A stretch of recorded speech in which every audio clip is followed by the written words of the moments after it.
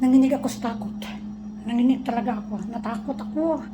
Nanginig ako sa nakita ko sa aking inbox kasi sobrang busy ko. Ang dami kong trabaho dito sa kusina, hindi pa ako tapos maglinis. Naglaba pa ako, sobrang busy ko. Pero nagsunod-sunod ang inbox. Akala ko, amo ko o sa pamilya ko.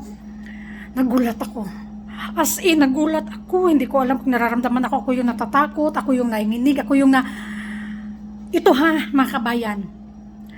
Kapag may boyfriend kayo sa Facebook nyo lang nakikita at hindi kayo nakikita sa personal o kahit sino pa man. Sorry. Or ibang lahi, pakiramdam ko ibang lahi ito eh. Nag-send ng all the way. Kita talaga lahat, pati mukha, kaloob-looban. Video ni kabayan. Huwag kayo mag-send ng ganito. Paano na lang kapag lumabas ito sa Facebook? Paano na lang kung hindi ako lang ang sinisenda ng taong ito? Kung lahat ng mga kababayan natin dito o mga kilala niya sinisinda ng ganito at makilala ang mukha mo ng iyong pamilya. Ya Allah, astaghfirullahaladzim. Ang kaba ko. Kasi natatakot ako para kay kabayan. Bakit nyo?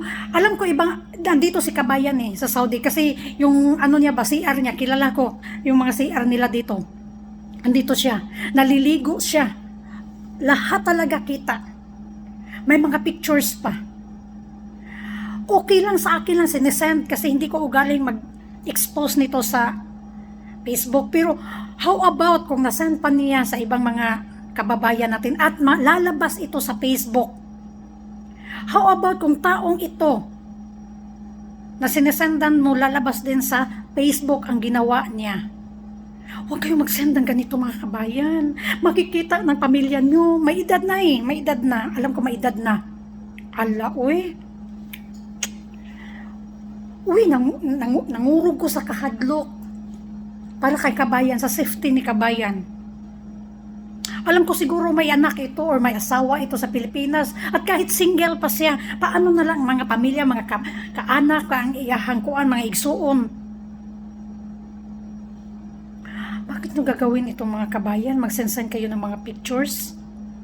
Bypass ka. Hindi ko alam yung sasabihin ko. Naawa ako kay kabayan or natatakot ako na ma-expose.